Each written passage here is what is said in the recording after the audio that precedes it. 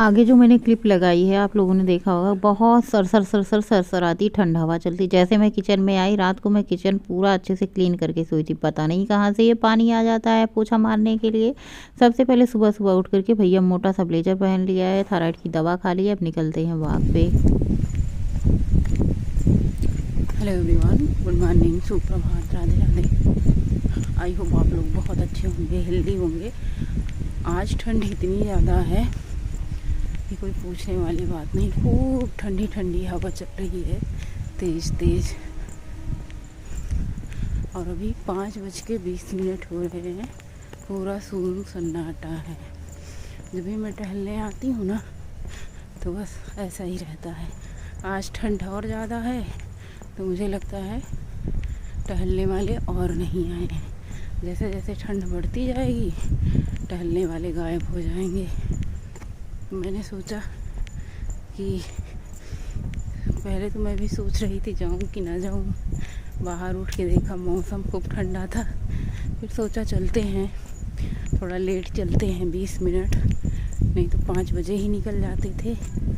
और आज 5:20 हो रहे हैं। फ़िलहाल घर में सबकी छुट्टी है, मतलब पद्देव जी को ऑफिस है, लेकिन बाकी सबकी छुट्टी है।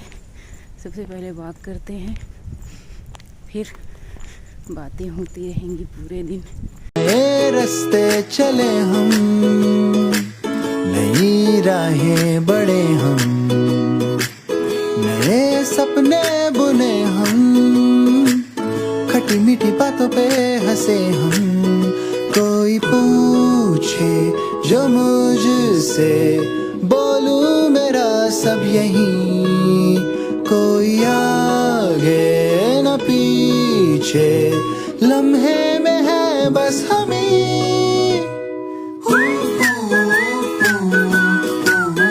पहले मैं सुबह वॉक करने नहीं जाती थी, बिल्कुल भी नहीं जाती थी, लेकिन अब मैं इस बार ठंड से वॉक ज्वाइन करी हूँ सुबह के टाइम। वो भी थोड़ा बहुत नहीं, मतलब 10-20 मिनट में ही, 30 मिनट नहीं। वैसे डॉक्टर लोग बोलते हैं कि डेली 30 मिनट की वॉक हमें ज़रूर करनी चाहिए, लेकिन मैं आप लोगों को सजेस्ट करूँगी, अगर आप वज़न कम करने के लिए वॉक कर रहे हैं या फिर बेली फैट या थाई के फैट कम करने के लिए वज़न कम कर रहे हैं, तो कम से कम आप सुबह 5 किलोमीटर की वॉक, और 5 किलोमीटर की वॉक आपकी 1 घंटे में बड़े ही आराम से कंप्लीट होगी। अगर आप स्पीड थोड़ी सी ज़्यादा रखेंगे तो आपको 1 घंटे में आपकी 5 किलोमीटर की वॉक कंप्लीट हो जाएगी। अगर आप डेली 5 किलोमीटर की वॉक सुबह खाली पेट करते हैं तो पक्का आपका बेली फैट हो जाएगा गायब, लेकिन साथ में तो आपको डाइट जरूर करनी होगी।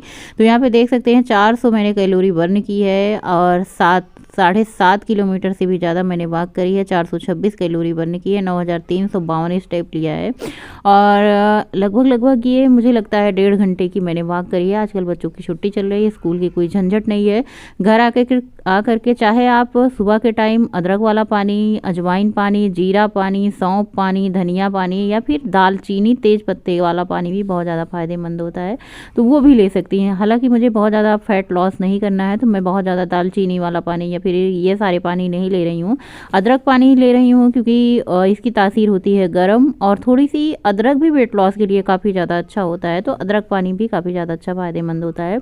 तो सबसे पहले पानी पीने के बाद तुरंत आवाज़ आ जाती है चाय बनाने की, जो कि हमारे यहाँ भैया ज़रूरी है चाय। तो यहाँ पे मैंने बिल्कुल 1 चम्मच चीनी डाली है, फिर उससे भी कम डाली है, और 2 चम्मच चाय पत्ती। अदरक इसमें रहता ही है, जब मैं पानी गर्म करती हूँ तो अदरक इसमें रहता है। अदरक थोड़ा सा और डाल देती हूँ, क्योंकि जो पहले अदरक डाली होती है उसका तो अर्क हमारे पानी में आ जाता है, सिर्फ अदरक दिखाई देगा, उसका कोई टेस्ट रह नहीं जाएगा। तो बस हमारी बढ़िया फर्स्ट क्लास चाय टिम बन के तैयार हो चुकी है।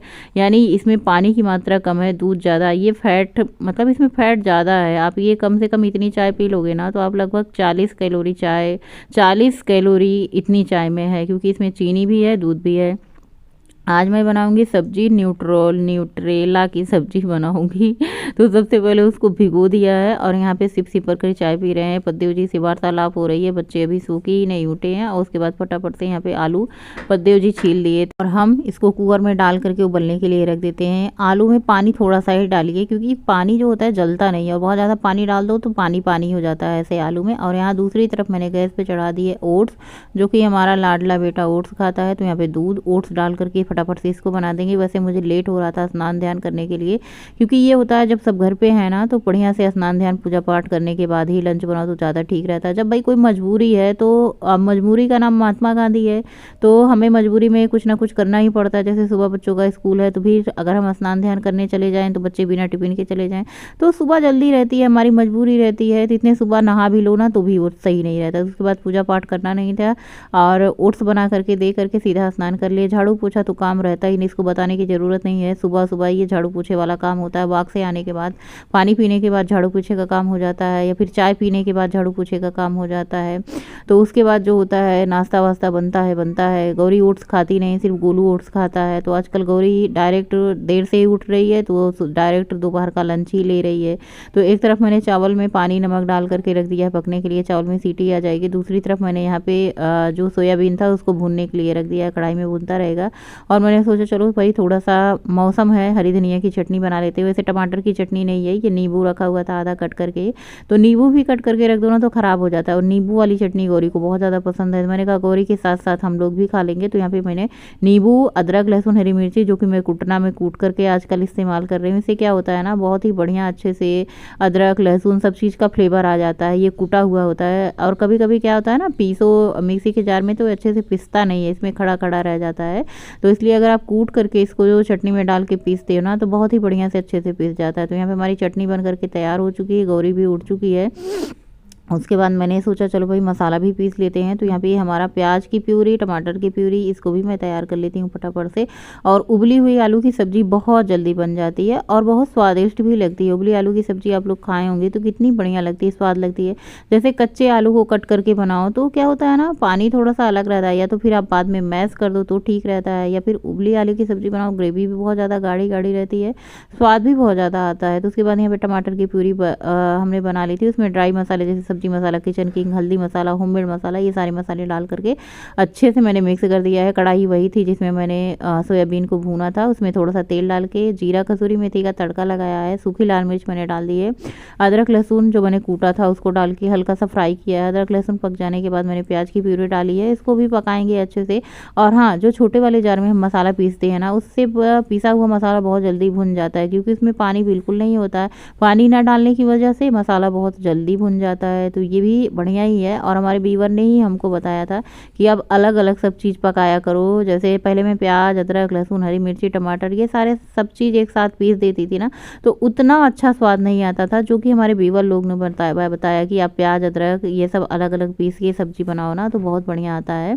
तो देखिए आप लोगों से भी मुझे सीखने को मिला ना, तो इसीलिए कहते हैं भैया कमेंट आता है तो हमें कुछ ना कुछ सीखते और सिखाते रहना चाहिए। जो चीज़ें हमें नहीं आती आप लोगों से पूछते हैं तो आप लोग कमेंट करके बताते हैं, बहुत अच्छा लगता है। उसके बाद सोयाबीन, मैंने इसमें चना मसाले वसाले अच्छे से भून दिया था, खूब अच्छे से भूनने में ज़्यादा टाइम नहीं लगा है, जो कि मैंने पहले भी बताया था। टमाटर में बिल्कुल पानी नहीं होता है, जो जूस रहता है बस वही भुनना होता है। उसके बाद मैंने इसमें सोयाबीन, चना थोड़ा सा उबाल के रखा था वो, और आलू डाल दिया। तो ये आज हमारी तिरंगा मिक्स मेल सब्जी बन करके तैयार हो चुकी है, जो कि खाने में बहुत ही ज़्यादा स्वादिष्ट थी।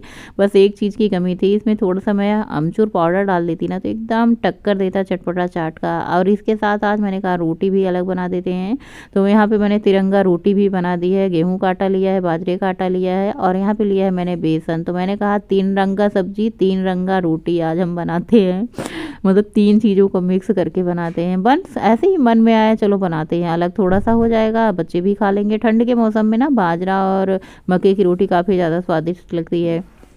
ये जो बाजरे का आटा है इस साल का नया नहीं है, पिछले साल का जो है हमारे देव जी गए थे, मतलब गांव से लाए थे। गांव में बहुत ही बढ़िया फ्रेश आटा मिलता है। हमारे ससुराल में प्रतापगढ़ में बाजरा बहुत होता है, तो वहाँ से बाजरे का आटा लाओ तो बहुत ही बढ़िया होता है, तो वहीं से लाए थे। इस आटे को मैंने सीरज करके फ्रिज में रखा था अपने लिए कि कभी कभार मुझे खाने का मन हुआ तो मैं बनाऊँगी। सब्जी अच्छे से पक चुकी थी, देखने में कितनी बढ़िया लगती है, खाने में इससे भी ज़्यादा बढ़िया लग रही थी। इसमें मैंने धनिया की पत्ती डाल दी है, सब्जी को उधर साइड में कर दिया है। फिलहाल सब्जी पक चुकी है। उसके बाद मैंने मोटी मोटी क्या कहते हैं बाजरे की रोटी सेकना शुरू किया। वैसे मुझे हाथ से पो के बहुत कम बनती है, मतलब ऐसे बेलने से चकले पे पतला पतला करके बेलती हूँ और अच्छे से सेक लेती हूँ। थोड़ी सी मैंने लौकी की सब्जी शाम में बनाई थी, बची हुई है, तो यहाँ पे सबसे पहले पद्देव जी की थाली लग चुकी है। उन खा पी के ऑफिस चले गए। उसके बाद बच्चे अपना खाए वाए दोनों, और उसके बाद लास्ट में मेरी थाली आती। मैंने कहा भैया चलो हम भी गर्मा गर्म भोग लगा ही लेते हैं। नाश्ता वास्ता तो कुछ किया नहीं था, बस पानी चाय पिया था। भूख तो लगी ही रहती है, बस एक बार दोपहर का कर लो ये अपना। उसके बाद दिन में कुछ आपको मीठा सीठा खाने का मन हो तो लड्डू उड्डू खा लो, और या फिर फ्रूट खा लो, या फिर गुड़ चना खा लो। तो कुछ ऐसे हो जाता है 2-2:30 के बीच बीच नाश्ता, मतलब 1 मुट्ठी चना, थोड़ा सा गुड़, और या फिर सेब एक ले लिया शाम के टाइम। वो सब सूट नहीं होता। देखिए उस खाना खाने के बाद हम चले जाते हैं बिस्तर में बढ़िया आराम से। कभी नींद आ जाती है, कभी नहीं भी आ जाती है, तो थोड़ा बहुत आराम हो जाता है, थोड़ा बहुत फ़ोन के भी काम हो जाते हैं साथ साथ। खुद से क्यों बातें करती जाने मन, दिल से तू मेरे बातें करना। क्या हुआ कैसे हुआ क्या पता, होठों से।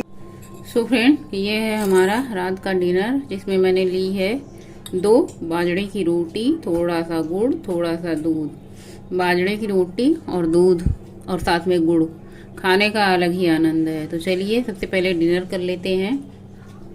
और खाना खाते समय पानी नहीं पीना चाहिए। खाना खाने के बाद कम से कम 40 मिनट बाद आप गुनगुना पानी पियो, चाहे वो दोपहर का हो चाहे रात के टाइम हो। तो खाना डाइजेस्ट करने के लिए बहुत अच्छा होता है। तो सबसे पहले खाना खाया, उसके बाद बर्तन वर्तन धुला, किचन साफ़ किया। तो कम से कम 40 मिनट क्या 50 मिनट, घंटे भर हो जाते हैं किचन की साफ़ सफाई करते समय। उसके बाद लास्ट में 1 गिलास पानी पीते हैं, थोड़ा फ़ोन वोन चलाते हैं, उसके बाद बस सोने चले जाते हैं। अभी बज रहे हैं रात के 8 और सबका डिनर हो चुका है। डिनर में मैंने तो बाजरे की रोटी दूध खाया था, आप लोगों को दिखाया भी था। आप लोगों के बहुत सारे कंफ्यूजन रहते हैं, आप डिनर में क्या करते हो। तो मैंने सोचा इसलिए डिनर में क्या करती हूँ आप लोगों के साथ जरूर शेयर किया करूँ। सबका डिनर हो चुका है। 1 गिलास मैंने गुनगुना पानी पिया है। आज सर दर्द बहुत ज़्यादा तेज वाला, भयंकर वाला सर दर्द हो रहा था। और मुझे ना सर दर्द तभी होता है जब जुकाम होता है। जुकाम होगा तो मतलब सर दर्द होगा, गले में थोड़ी सी दर्द होगी, नाक दर्द होगी, उसके बाद कुछ नहीं, बस इतना ही जुकाम होता है। और दर्द का मतलब दे के चला जाता है जुकाम। तो अभी सर पे मैंने तेल रखा है और गौरी ने कंघा किया है। मतलब रात का डिनर किया है, बर्तन वर्तन धुले हैं, और वॉक पे भी गए थे शाम को, दूध भी लेके आए थे, लेकिन मन नहीं हुआ कुछ शूट करने का। सुबह आप लोगों से थोड़ी सी बातें की थी वॉक के टाइम। वॉक हमारे शरीर के लिए ना, सुबह की जो वॉक होती है ना, एकदम डायमंड की तरीके से होती है हमारे शरीर के लिए, बॉडी के लिए, और हमारे दिमाग के लिए, मस्तिष्क के लिए, मतलब हर तरीके से फायदा ही फायदा है। मैं देखती हूँ ना बूढ़ों लोगों को, बूढ़े लोग जो है ना सुबह के 5:30 बजे वॉक करने आते हैं। मैं कहती हूँ देखो ये लोग इतने उम्र के हो चुके हैं, और मुझे ऐसा लगता है ना उन लोगों की आदत हो चुकी है, चाहे कोई भी सा मौसम हो, वो लोग जरूर से जरूर वॉक पे आते हैं। आजकल मेरा फेस इतना ज्यादा फिर से गोल मटोल हो चुका है कि मैं क्या बताऊँ। मतलब जैसे सारे फैट गायब हो जाते हैं ना, तो फेस अलग तरीके से ही दिखने लग जाता है, ग्लो अपने आप दिखने लग जाता है। ना कोई मेकअप है, ना कोई मैंने 2-3 दिन से सिंदूर, सारा मेकअप जैसे होता है ना कि हम लोगों को मंथली प्रॉब्लम होती है तो इन सब चीजों से दूर रहा जाता है, तो वो सब कुछ नहीं। कल सर धुलेंगे तो सारा मेकअप होगा जो होगा। सिर्फ बिंदी लगाई है, बाकी कोई मेकअप नहीं है। तेल रख के गौरी ने कंघी कर दिया है, सर खूब दबाया गौरी ने, अच्छा लगा, थोड़ा सा राहत मिली। और आप लोगों को जानकर हैरानी होगी कि मुझे कोई भी बॉडी में पेन होता था, पहले मुझे इतना दर्द होता ना, कॉम्बीफ्लॉन का जो पत्ता होता था मेरे घर में हमेशा अवेलेबल रहता था। पद्देव जी इधर लाते थे कॉम्बीफ्लॉन का पत्ता, उधर गायब हो जाता था, मतलब खत्म।